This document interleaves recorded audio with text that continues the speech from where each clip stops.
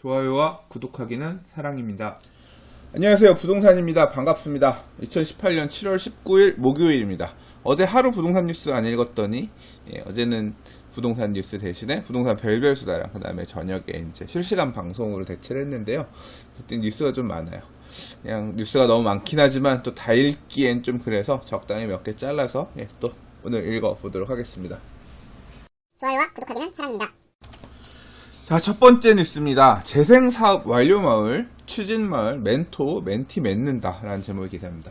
이 도시재생사업 관련된 얘기인데요.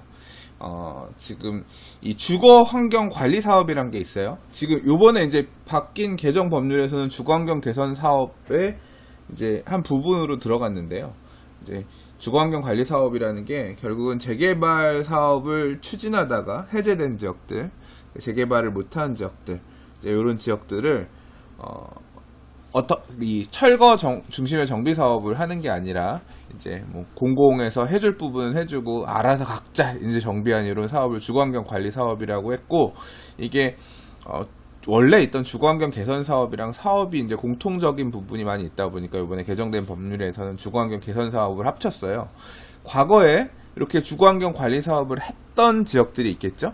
했던 지역들은 뭐가 있을까요? 노하우가 있겠죠. 이런 식으로 해서 우리 동네는 개선 사업을 했다, 주거환경 관리 사업을 했다, 노하우가 있으니까 아무래도 앞으로 추진하려는 지역들 같은 경우는 요 좀 그런 노하우가 부족하겠죠. 어떻게 해야 되는지도 약간 막막한 부분도 있을 거고, 소위 말해서 시행착오들이 있을 수 있을 텐데, 멘토 멘티를 맺어서 기존에 이렇게 사업을 완료한 지역의 주민들이 사업을 주거환경 관리 사업, 그러니까 주거환경 개선 사업을 하려고 하는 지역들의 주민들에게 이렇게 노하우를 전수해주는, 그러니까 멘토 멘티 매칭을 이렇게 하는 그런 민간 협력 사업을 하겠다라고 해요.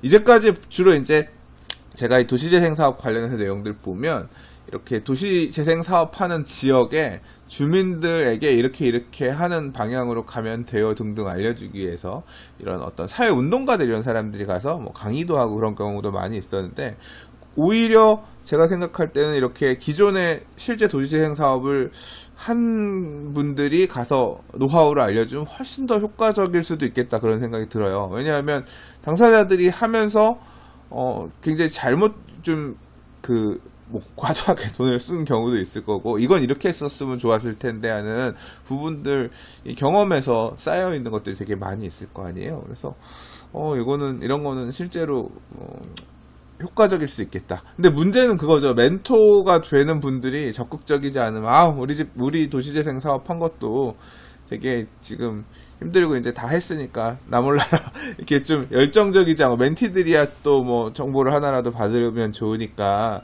하겠지만, 멘토 멘티가 좀 생각이 다른 부분들, 그런 게 있으면 조금 그런 게 약간 걱정스럽긴 하고,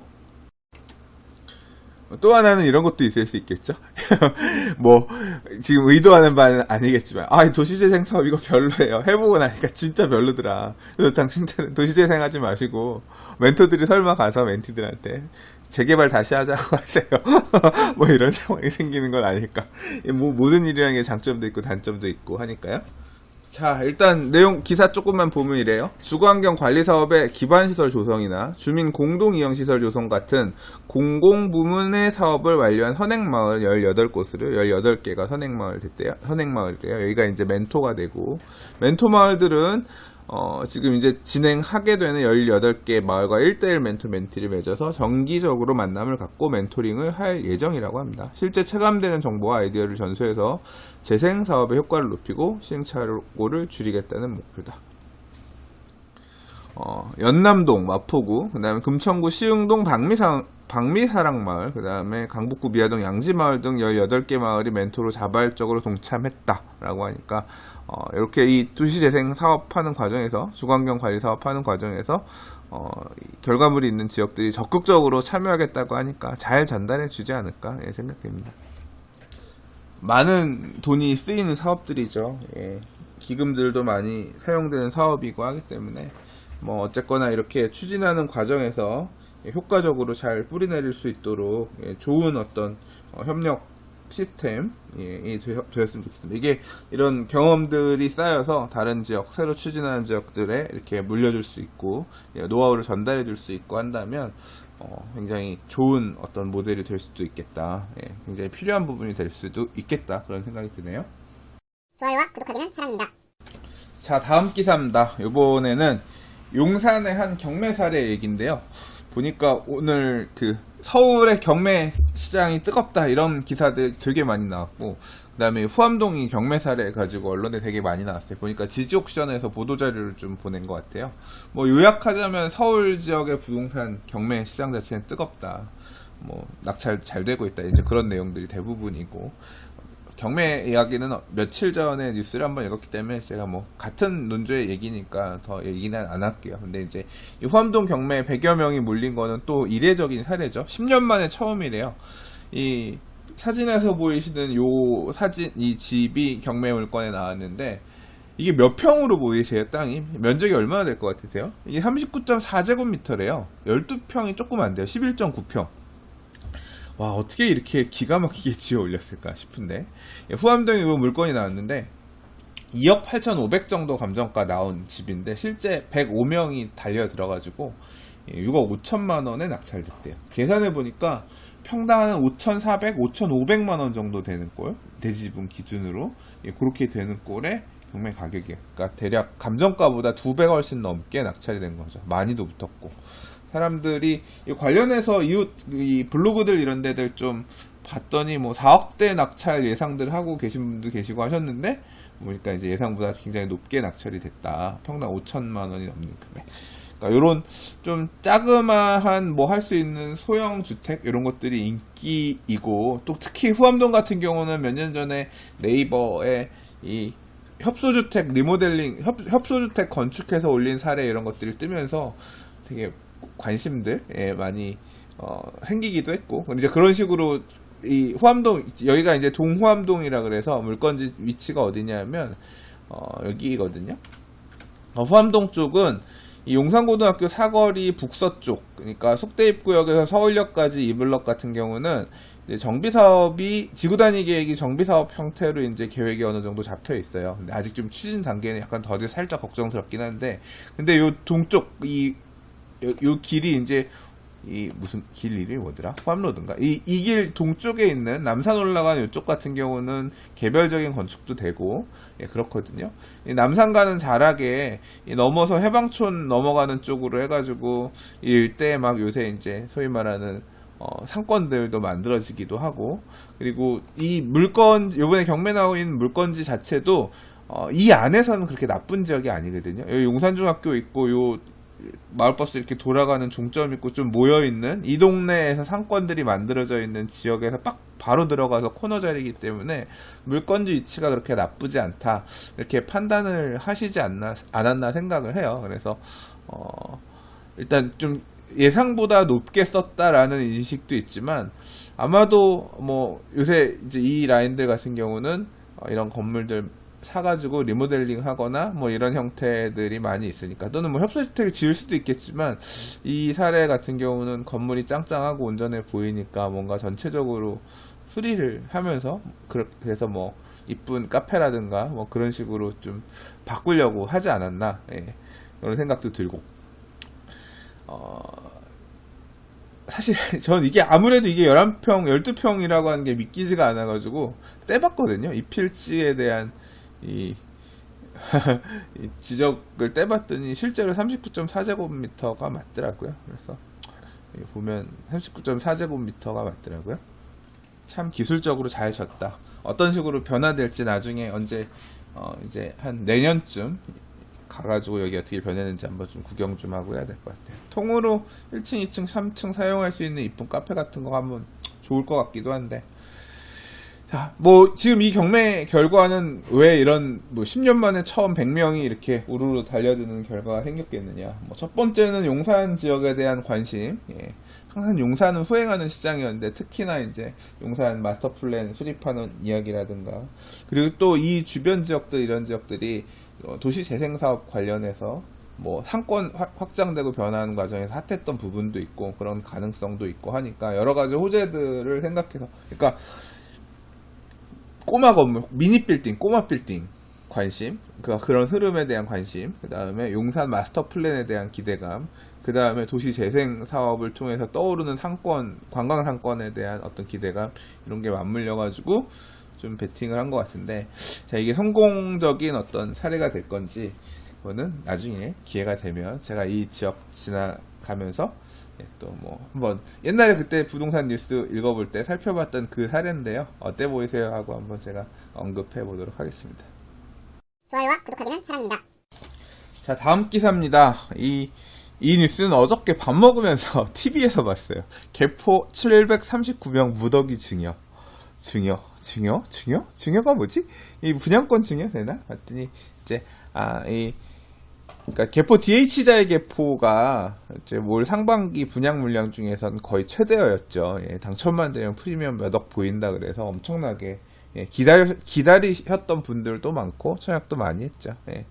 근데 이가 분양권 전매 금지 단지죠. 예, 전매 금지면 원래 증여도 안 되거든요. 증여도 안 되고 매매도 안 되고 안 되는데 제한적으로 이렇게 부부 간에 이런 경우 제한적으로 증여가 되는 경우가 있어요. 그러니까 부부 공동명의 증여 요거 같은 경우는 가능하다는 거예요. 그래서 이 당첨된 사람들이 이 건설사에다가 우리 증여할 테니까 부부간 공동명의로 증여해서 공동 소유하게끔 할 테니까 해달라고 요청들을 많이 했대요. 엄청나게 많이 했고 이 기사 보면 진짜 황당해. 전체 계약자의 약 80% 정도가 명의 변경을 할 것으로 보인다라고 하니까 당첨된 사람들이 거의 이 세테크, 그러니까 이 증여를 하는 이유가 그거죠. 중도금 대출이 발생되게 되면 그때부터는 더 이제 증여 가액도 커지고 복잡해지니까 계약금만 들어가 있는 상태에서 뭐 예를 들어 2분의 1 지분 증여를 한다고 하면 계약금 1억 원 들어갔다라고 하면 절반 5천만 원 증여만 되는 거잖아요. 1억 4천만 원 들어갔다고 하면 뭐 그리고 이제 중도금 들어가고 나서 증여하고 하려면 또 복잡해지고 하니까 미리미리 증여를 해서 어차피 공동 소유할 거면 미리미리 증여해서 가자 그래서 했다고 해요. 그래서 명의 변경 지금 당장 739명이 분양권 명변을 하면서 증여를 했고, 그러니까 부부간 공동명의 이런 형태로 했고, 이게 일반 분양 물량의 43.7%에 달하는데, 이제 아마 이거 기사 봤으니까 나도 해야 되나 생각하고 안 하셨던 분들도 또 막 하시겠죠. 그래서 전체 계약자, 그 이후에도 이제 한 날짜에 명변 처리하거나 할 수 있는 그 물량의 한계가 있으니까, 예, 일부러 이거 명의 변경 처리해 주려고 폐관하려고 했던 모델하우스를 다시 열었대요. 다시 열었다고 하고 아직 추가 요청자들이 많이 있어서 지금 예약 들어온 사람들까지 다 하면 절반까지도 명의 변경을 할 거라고 합니다. 자, 이 기사를 보면서 알 수 있는 점, 저는 생각한 점이 뭐냐면 이 세테크 이게 결국 다른 사람들은 어떻게 하나 이 분양권 당첨된 사람들이 이런 식으로 세테크를 하는구나. 예, 결국 굉장히 고가 아파트다 보니까 나중에 이제 1주택, 보통 굉장히 치열했기 때문에 이걸 받으신 분들은 다주택자 이런 사람들이 받으신 사례는 사실 없을 거고요. 실제로 여기 당첨되신 분, 한 분 아는데, 그분 같은 경우는 굉장히 고액 연봉자인데, 무주택을 이제까지 유지하면서 굉장히 오랫동안 사셨어요.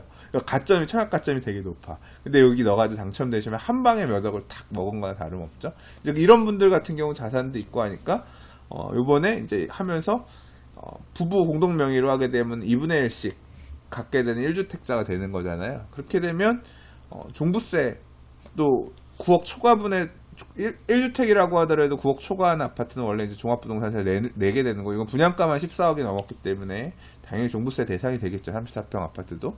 근데 이제 이렇게 분할을 하게 되면 부부가 각각 이제 뭐 만약에 분양가 선에 한 7, 80% 선인 한 12억 정도 이렇게 된다고 하더라도 반으로 쪼개면 6억 소유한 걸로 되니까 종부세 대상자가 안 되잖아요. 이제 그런 것들을 고려해서 많이들 증여를 한 것 같다라고 하는 것 같고요.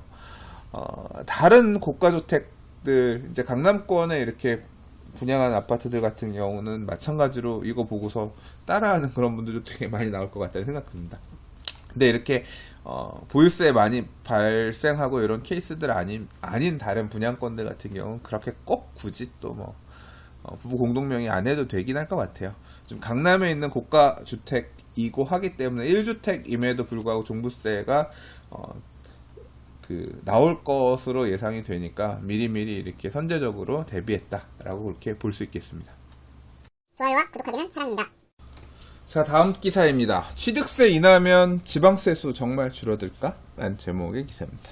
취득세, 보유세 올리려고 하니까, 보유세 많이 올라갔으니까, 올리려고 하니까가 아니라, 이제 주택 공시 가격이 오르면서, 보유세들 많이 올랐죠. 예, 저도 보니까 좀 오른 것 같아요. 예. 세금 내야 되는데, 7월달 내야 되고, 9월달 내야 되고, 이제 종합부동산세까지 내야 되니까, 저도 스트레스죠. 예, 세금 내는 거, 좋아하는 사람 없어요, 보면. 근데, 자, 그래서, 이제, 그렇게, 특히 또 7월달이 재산세 내는 달이니까, 이렇게 재산세 많이 내는데 취득세 안 깎아줄 거냐. 얼마 전에 종합부동산세 타겟으로 이제 종부세 다주택 대상자들 중심으로 이제 내게끔 하긴 했지만, 이제 거래세들 안 내려줄 거냐. 거래세 대표적인 세금이 취득세, 양도소득세잖아요. 양도소득세는 뭐 내릴 가능성이 없죠. 투기 조정대상 지역 해제하면 이제 그때 내려가는 거니까. 그런데 취득세를 내려라. 그런 압박이 계속 언론이라든가 소유자들 입장에서 많이 있죠. 근데 과연 내릴 수 있겠느냐는 얘기인데, 주택 관련해서는 계속 내리라고 하는 압박이 있어가지고 내려왔죠. 내려와서 사실 지금 1%, 2%, 3%로 이렇게 가액에 따라서 취득세가 내려간 것도 뭐 그러한 영향이 없지 않다고 생각이 돼요. 근데 또 생각해보면 주택들은 거래 빈도가 많은 편이긴 하지만 토지라든가 아니면 이제 건물, 상가 건물이라든가 주택이 아닌 건물들 같은 경우는 세율이 4.6%, 취득세 4%에다가 농특세, 교육세 하면은 4.6%란 말이에요. 근데 이게 세율이 낮지 않아요. 진짜 높아요. 뭐 얼마 전에 얘기했지만 3억짜리 오피스텔 사는데 취득세 1,500만 원이에요. 그러면 네? 주택은 3억짜리 집 사면 1%니까 뭐 한 400만 원, 400만 원이면 되는데 왜 똑같은 오피스텔 인기도 없는 얘를 살 땐 3배, 1,500만 원이나 내야 돼요. 사람들이 이해를 못 하거든요. 근데 한편으로는 또 그래요. 이게 지방 같은 데는 거래가 많지 않으니까 서울 아파트 이런 데들 거래가 빈번하게 일어나는 지역들 같은 경우는 확실히 지방세 세수가 많이 들어오겠지만 거래가 많이 일어나지 않는 지역들 같은 경우는 이 취득세도 당연히 많이 나오기 어렵죠. 그리고 이 취득세는 어떤 특성이 있냐면요. 부동산 경기가 좋으면 거래가 많이 활성화되면서 아주 기하급수적으로 늘어나요. 근데 거래가 없을 때에는 완전히 마르거든요. 엄청나게 거래가 줄어들어요. 그래서 말라버리는데, 그러니까 부동산 시장이 좋은 지역이랑 그렇지 않은 지역이랑 취득세를 통한 지방세 세수 차이가 큰 거죠. 그래서 2000년대 중반에는요, 여러분들 보시면 아시겠지만 2000년대에 들어서 구청 새로 지은 데들 되게 많아요. 마포구청, 용산구청, 뭐 엄청나게 많이들 구청들 새로 졌거든요. 그게 다 뭘로 졌냐면 제가 볼 때는 그때 이제 지방세 수들이 부동산 시장 좋아지면서 거래들 많이 되면서 지방세들이 계속 들어오고 세율까지 올리면서 계속 늘어나니까 돈들이 뭐 계속 들어오니까 이제 그 돈 갖고 막 건물들 구청도 소위 말하는 구청 청사 새로 짓고 그랬던 거죠. 근데 경기가 죽으면 바닥이 되면 그게 힘들어지는 거예요. 근데 지금 보세요. 만약에 지금 취득세율 인하하면 서울은 경기가 좋으니까 인하하고 인하하더라도 취득세 자체 세율 거래가 계속 유지가 된다고 하면 별로 손해볼 게 없잖아요. 근데 지금 지방들 같은 경우 경기 안 좋은 지방들 같은 경우 어떻게 되겠어요? 지금 지방에 내려가서 뭐 계속 하락하고 있다는 뭐 경남권에 있는 지역들 가서 지금 아파트 살 수 있어요? 떨어지는 칼날 받기 지금 무섭죠. 거래가 활성화되긴 한번 상승할 때는 그 상승세도 무섭지만요. 꺾이고 나면 떨어질 때 그 하락세도 되게 무서워요. 어느 시점에 내가 다시 들어가야 된다 이 판단들 다들 잘 못하고 그렇기 때문에 지방세수도 많지 않아요. 그러니까 이 기사에서 얘기하는 우려하는 부분들이 그런 거죠. 지금 취득세율 건드리면 지방세 감소분이 많이 그나마 거래도 없는데 그거에 따라 지방 세율까지 낮추면 그나마 들어올 취득세도 줄어들게 되는데 그걸 어떻게 보조해 줄 것이냐. 지방정부가 올해는 저희가 취득세가 덜 나와서 집행해야 될 이런 예산을 못 집행할 거예요. 뭐 그거 못 하잖아요. 결국 꾸준히 지방 정부가 써야 되는 돈은 있는 건데, 그러니까 중앙 정부가 그만큼을 메꿔줘야 되거든요. 자, 전문가 분께서도 그렇게 얘기를 하시네요. 유호림 강남대 세무학과 교수는 우리나라 지방 정부 재정 자립도가 50%가 채 안 된다. 지방 정부가 대체 세목을 새로 만들 수 있도록 해준다든지 중앙 정부가 세수 감소분을 보전해주지 않는다면 취득세를 의미 있는 수준으로 낮추지 못할 것이라고 말했다고 합니다.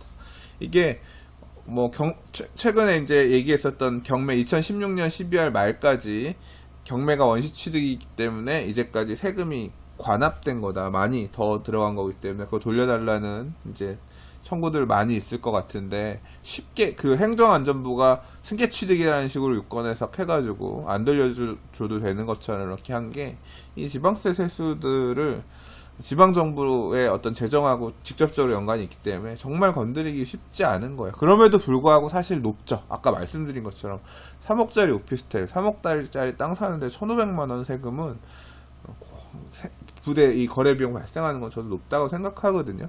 조금 그래서 이게 계속 지방세 세율이, 취득세 세율이 이만큼 높다 보니까 구조적으로 계속 그 금액이 유지가 돼야 되는 거죠. 근데 저는 낮춰야 된다고 생각해요. 개인적으로는 낮춰야 된다고 생각하고, 이번 기회에 좀, 그러니까 아까 뭐 대체 세목을 만들어 준다든가 지방세를 가져갈 수 있을 만한 다른 방법들을 만들더라도 세율은 조금 낮추는 형태로 세제 개편을 고민하는 게 맞을 것 같아요. 좋아요와 구독하기는 사랑입니다. 자, 오늘 준비한 마지막 기사입니다. 제목 보면서 열받았어, 이 기사는. 왜 열받았냐면, 이주비 막힌 재건축에 등장한 연 11% 고리라는 얘기입니다. 이 재건축 사업이든 재개발 사업이든, 이 정비사업에서 이 정비사업은 결국 이주를 하고, 그 다음에 집을 철거한 다음에 새로 집을 짓는 건데, 지난 이제 파리 부동산 대책에서 정부가 과잉 유동성을 막겠다고 이제 대출을 엄청나게 압박했고, 부동산 시장으로 들어가는 자금을 막겠다는 게 어떻게 보면 그 대책에서 굉장히 중요한 핵심 한 부분인데요. 그러면서 이 이주비 대출 관련해서도 똑같이 막았어요. 그러니까 LTV, DTI는 풀어줬지만 LTV는 막았거든요. 그리고 대출이 여러 개 있는 사람들 같은 경우는 이 규제가 적용이 되게 되면 대출을 아예 못 받는 경우, 이주를 못하게 되는 경우가 생길 수가 있거든요. 그럼 정비사업 추진하는 입장에서는 이주를 못하면 그 몇 명, 그러니까 정비사업이 모든 사람이 다 똑같은 게 아니잖아요. 어떤 사람은 3주택자, 대출을 많이 받은 사람도 있고, 어떤 사람은 1주택자도 있고, 뭐 다양한 사람들이 있는데, 이렇게 이 LTV 규제에 따라서 이주비를 수령하지 못하게 되는 사람은 결국 이주를 못하게 되니까, 정비조합 입장에서는 이 사람한테 뭔가 이 사람은 다른 방법을 갖고 와서 이주비를 지급하게끔, 그러니까 이주를 해서 나갈 수 있게끔, 집을 비울 수 있게끔 방법을 만들어야 되는데, 이제 이 방법을 찾아야 되는데, 이 건설회사도 돈을 결국 빌려주려고 하면 자본을 차입해서 빌려줘야 되는 거니까 부담이죠. 이런 부채가 크면 클수록 건설회사도 힘들 거고, 정비사업 현장이 하나만 있는 게 아니라 여러 군데가 있을 텐데, 이런 곳들이 많으면 많을수록 되게 부채가 커지면 회사가 되게 힘들어 보이는 회사가 되는 거잖아요. 자금 마련하는 게 되게 쉽지 않거든요. 쉽지 않은데, 지금 11%의 고리가 등장했다 그랬잖아요. 이게 지금 실제 사례인 것 같아요. 이 재개발 또는 재건축에서 이주비가 이렇게 줄어드는 거는 사실 좀 심각해요. 왜 심각하냐면, 우리가 그래도 주택담보대출을 받는 경우에는 시가 기준으로 해서 뭐 30%든 40%든 정하잖아요. 근데 재개발 재건축은 감정평가를 할 때 시가를 다 인정 안 해주잖아요. 그러니까 조합은 프리미엄이 생기는 거죠. 실제 거래되는 집값이 10억인데 감정평가를 6억 7억밖에 안 해준단 말이에요. 그러면 10억 기준으로 해서 30% 40% 하면 3억 4억에 대해서는 적어도 LTV 대출이 나오잖아요. 근데 그게 아니라 6억 7억 감정받은 거에 대해서 30% 40%밖에 안 해주니까 대출 받을 수 있는 금액이 3, 4억 되는 게 아니라 뭐 2억 몇천밖에 안 되는 거예요. 그러니까 금액도 확 줄어들게 되죠. 아무튼 이런 상황인데, 이제 그래서 이주 못하고 되니까 지금 증권회사들 중에서 이제 요런 수요들이 앞으로 강남의 재건축들이 많이 있을 거고 이렇게 대금이 부족한 데들이 있을 테니까 여기에 이주비 지원을 해주고 우리가 좀 이자를 더 챙기자 뭐 이런 식의 모델이 만들어졌나 봐요. 보세요. 증권사 이주비 대출 금융구조라고 그래서 투자자로부터 투자금을 받아서 특수 목적 회사를 만들어 가지고 조합에다가 돈을 빌려주고 조합은 이제 그 돈을 이 특수 목적 회사로부터 차용해가 갖고 와서 조합원한테 추가 대출을 해주는 구조. 그러니까 이주에 실제로 필요한 금액을 빌려주긴 하는데 이렇게 자금이 돌금은 결국 어떻게 되겠어요? 은행에서 쓸 수 있는 저렴한 금리를 쓸 수 있는 게 아니라 뭐 기사에서 얘기하는 거는 연 11%의 고금리를 요구하는데 이주가 임박했으나 대출을 못 받고 조합원 지위도 팔 수 없는 조합원 입장에서는 고리를 내칠 수 없는 딜레마가 벌어지고 있다고 합니다. 지금 강남 재건축 같은 경우는 조합원 지위 변경 금지 규정 때문에 팔고 싶어도 팔지도 못하잖아요. 매매는 돼요. 양수한 사람이 조합원이 될 수가 없으니까 청산자가 돼버리거든요. 그러니까 실질적으로 팔지 못하는 거죠. 청산 가격에 준해서 아주 엄청 싸게 팔아도 사람들이 안 사죠. 그러니까 죽으라고 하는 소리밖에 없어요. 이주도 못하고 뭣도 못하고. 이제 그렇게 앞뒤로 퇴로가 다 막힌 상황이다 보니까 니네는 우리가 고리에 이자를 이렇게 제시한다고 하더라도 쓸 수밖에 없지 않을까? 이제 이런 구멍이 만들어지고 있다는 얘기죠. 자, 기사 내용 조금만 더 볼게요. M증권사는 투자자들의 이윤과 투자은행의 수수료를 합쳐서 연 7%에서 11% 이자를 재건축 조합에 요구한 것으로 확인이 되었고 이 제안을 받은 재건축 조합 관계자는 두 자릿수 이자는 거의 대부업체 수준인데 근저당권까지 다 설정하면서 그러니까 빌려준 돈에 대해서 저 확보하기 위해서 다 설정하면서 이렇게 높은 이유를 요구해서 놀랐다.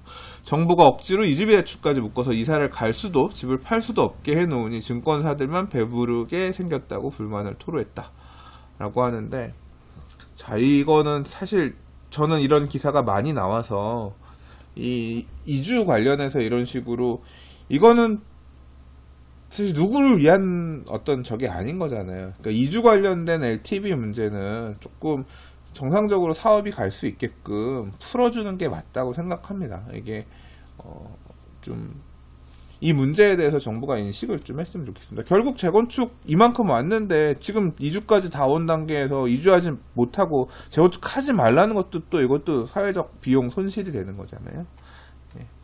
좀 이런 부분들을 고려해서 조금 개정할 부분들은 금융 풀어줄 부분은 좀 튀어줄 부분은 튀어주는 게 맞다 이렇게 생각이 됩니다. 좋아요와 구독하기는 사랑입니다.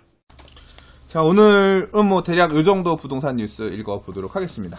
자 어저께 제가 수요일날 가급적이면 일주일에 하루 정도는 실시간 방송을 좀 저녁 시간에 해보려고 하는데요. 일단 지난주는 목요일날 했었나 그랬던 것 같은데 이번 주는 어저께 수요일날 했고요. 가급적이면 일주일에 하루 정도는 제가 부동산 뉴스 읽는 것을 쉬고 아마 이제 보통 화요일날 별별 수다를 찍고 그 영상을 수요일 정도에 업로드 해드리고 수요일 저녁에는 어제처럼 실시간 방송하면서 그때 뭐 저희 구독자분들이랑 소통도 하고 얘기도 하고 그런 시간을 가지면 좋겠다는 생각이 듭니다. 한번 좀 근데 항상 안 해봤기 때문에 뭔가 무슨 얘기를 하지? 열어놓고 채팅창 열어놓고 무슨 얘기를 하지? 이런 부분이 사실 가장 걱정스럽긴 하거든요. 그런 답을 좀 찾아보도록 할게요. 아무튼 오늘도 들어주셔서 봐주셔서 감사하고요. 저 그 부동산 TV 카페 있는 거 아세요? 카페가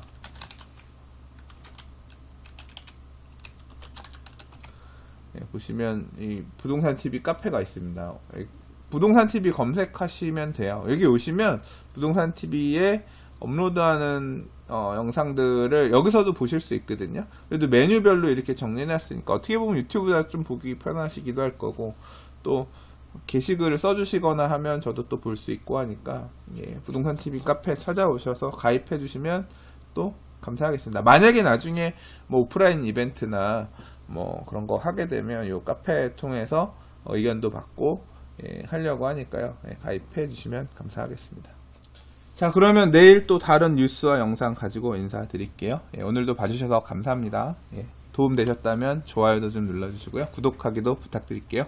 부동산이었습니다. 감사합니다.